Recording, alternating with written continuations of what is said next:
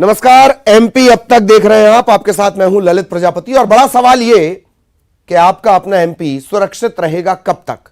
वो तब तक सुरक्षित है जब तक आप संयमित हैं, सुरक्षित हैं और खुद का ख्याल रख रहे हैं, खुद के साथ साथ लोगों का ख्याल रख रहे हैं, रिश्तेदारों का ख्याल रख रहे हैं, इस मास्क का इस्तेमाल कर रहे हैं, कोविड प्रोटोकॉल का पालन कर रहे हैं।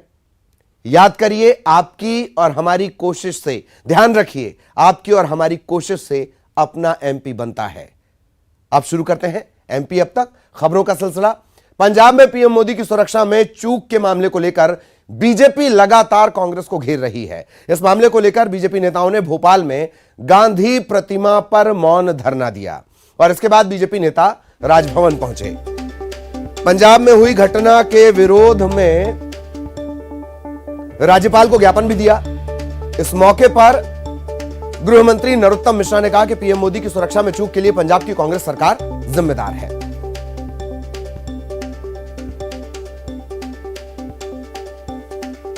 मित्रों, 84 के दंगों में सिखों के खून से रंगी ये कांग्रेस ने फिर एक बार पंजाब के अपमान का काम किया है। जो प्रधानमंत्री की सुरक्षा में साजिश या षड्यंत्र करके उनने जो किया है, दोनों ही स्थिति में अक्षम्य है। एसपीजी प्रधानमंत्री की सुरक्षा का फैसला करती है, लेकिन जो सड़क पे मॉब आ जाएगा उसका फैसला कौन करती है? सड़क पे ढोर आ जाएगा उसका फैसला कौन करती है? सड़क पे गाड़ी आ जाएगी उसका फैसला कौन करती है? ये विषयांतर करने की जो कांग्रेस निंदनीय प्रयास कर रहे हैं ना, कमलनाथ जैसे लोग, ये निंदनीय है। ये भी आप इसको डाइवर्ट क्यों कर रहे हैं? जब आपकी राष्ट्रीय अध्यक्ष ने कह दिया चूक हुई है, तो आप क्यों विषयांतर कर रहे हैं? सभी ने ज्ञापन दिया। हमने माननीय प्रधानमंत्री जी की सुरक्षा में जो चूक हुई, वो सारी बातें उन्हें विस्तार से बेनिश्चय बताई। महामहिम ने बहुत गंभीरता से और ध्यानपूर्वक हमारी बातों को सुना। हमने षड्यंत्र और साजिश दोनों की तरफ जो बिंदु हो सकते हैं, उन बिंदुओं की ओर महामहिम का ध्यान आकर्षित किया और महामहिम ने हमें आश्वस्त किया है कि इस ज्ञापन को वो ऐसा का ऐसा राष्ट्रपति महोदय को प्रेषित कर देंगे। ये चूक हुई है, वो गंभीर बात है।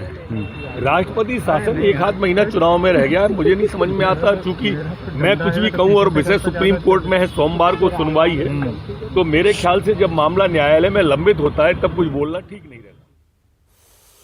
और इधर पीएम की सुरक्षा में चूक के मामले को लेकर बीजेपी ने प्रदेश भर में धरना दिया है। अलग अलग जगहों की तस्वीरें हम आपको दिखाते हैं, किस तरीके से ये प्रदर्शन हुआ। झाबुआ और ग्वालियर की ये तस्वीरें हैं। बीजेपी कार्यकर्ताओं ने मौन धरना दिया। पंजाब सरकार और जिम्मेदार अधिकारियों पर कार्रवाई की मांग की गई है। झाबुआ में बीजेपी के प्रदेश अध्यक्ष वीडी शर्मा मौन धरने में शामिल हुए।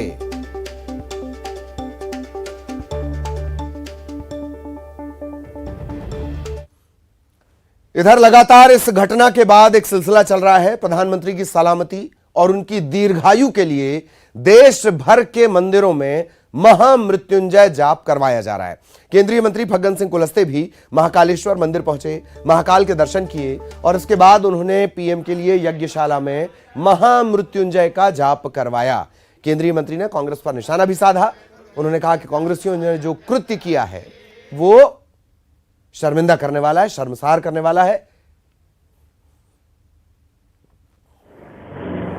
ये दुर्भाग्य है इसका कि ऐसे सर्वमान्य नेता श्रीमान नरेंद्र मोदी जी को जिस प्रकार के षड्यंत्रकारी और कांग्रेस ने जैसा कृत्य किया है, आज एक ऐसे व्यक्ति जो देश की सेवा में लगे हैं, और ये हम सबके लिए भी एक दुखद घटना एक प्रकार के हम कह सकते हैं कि ये जो कुछ भी पंजाब में घटा है।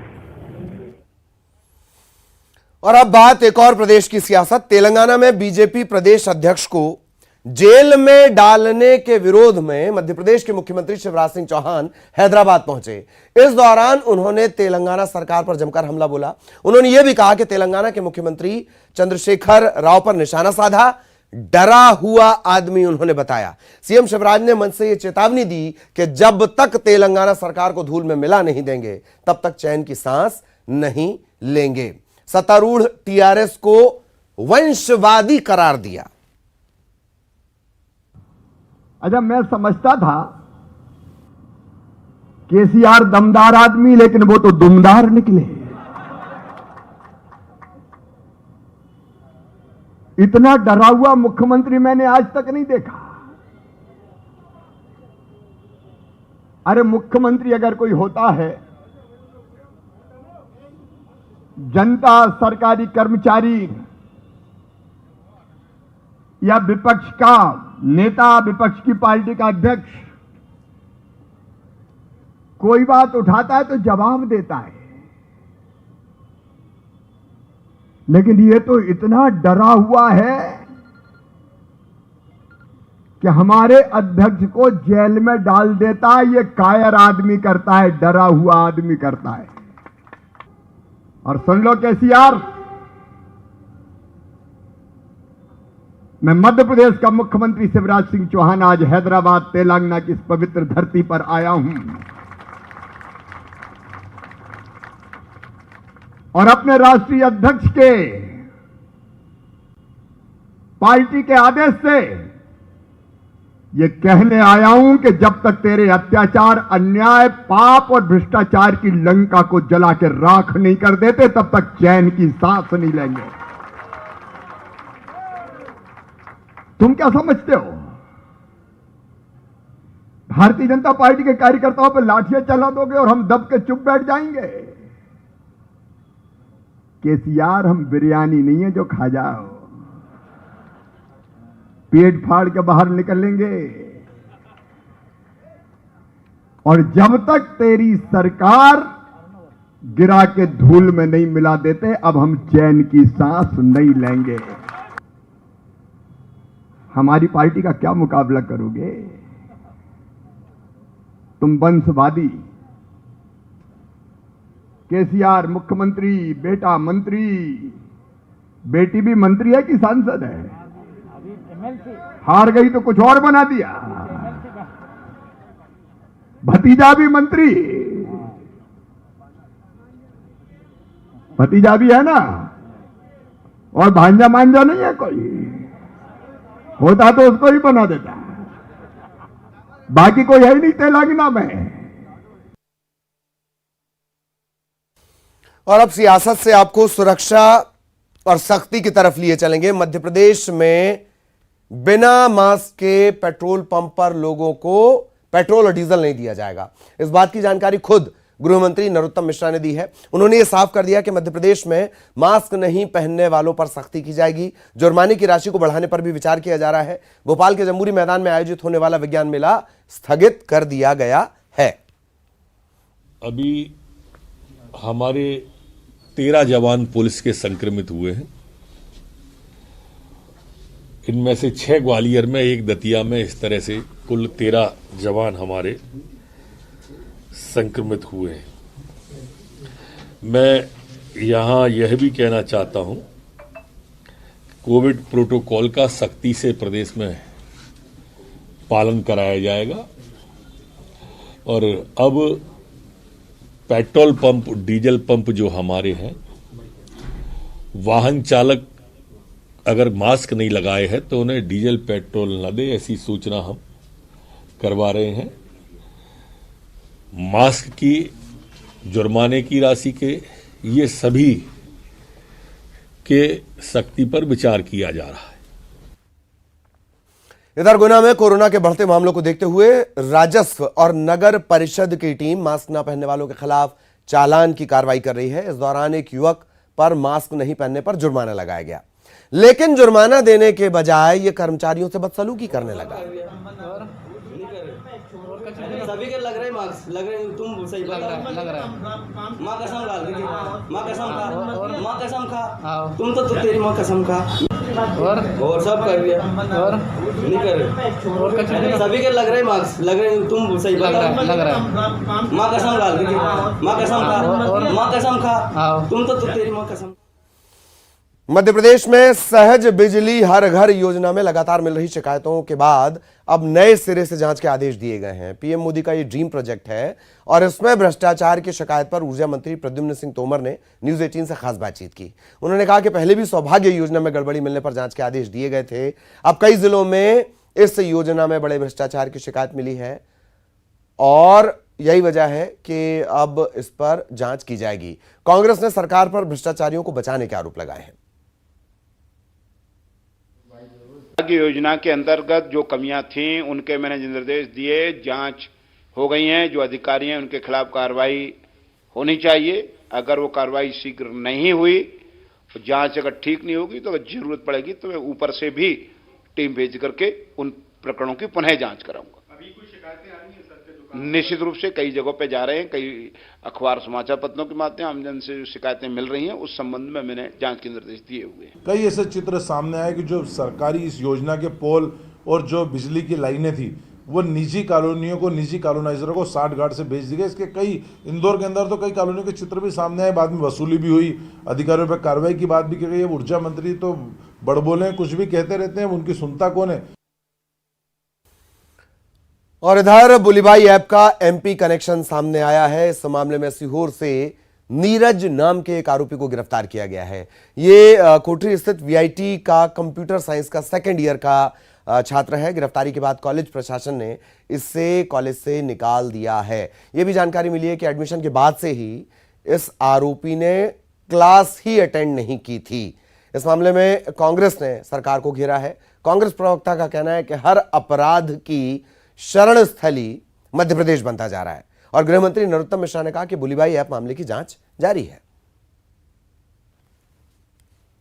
बुलीबाई ऐप को लेकर 4 आरोपी अभी तक पकड़े जा चुके हैं और इसका एक मास्टरमाइंड मध्य प्रदेश के सीहोर से पकड़ा गया है। सीहोर के वीआईटी कैंपस में पढ़ने वाला स्टूडेंट नीरज बिश्नोई भी अब इसका मास्टरमाइंड के रूप में सामने आया है।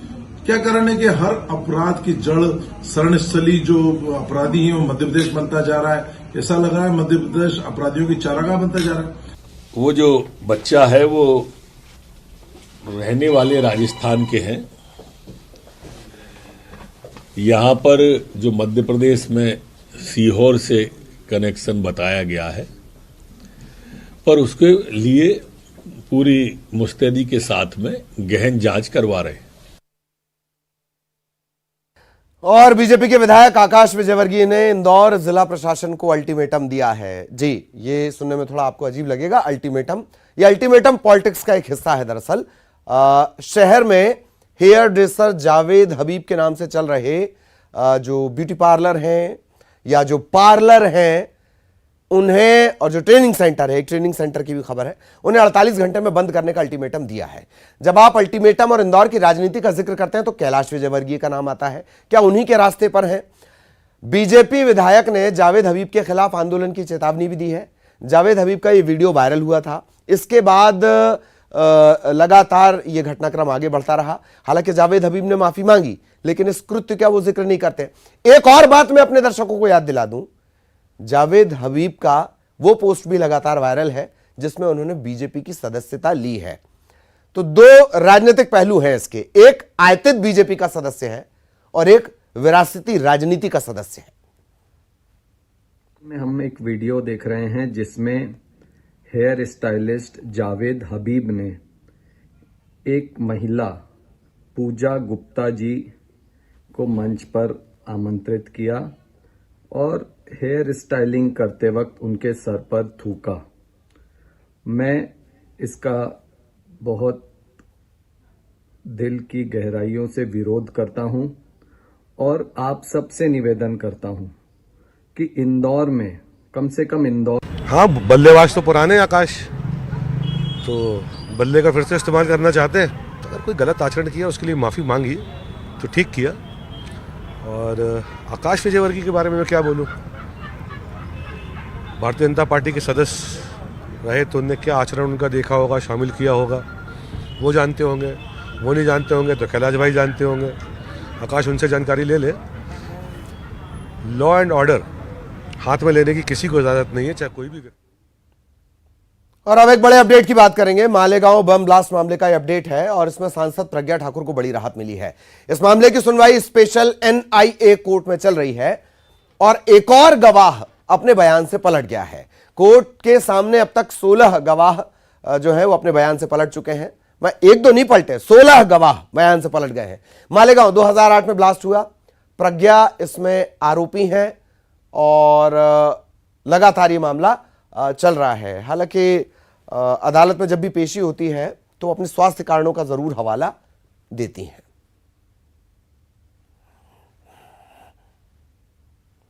कुछ और खबरें ब्रेक के बाद।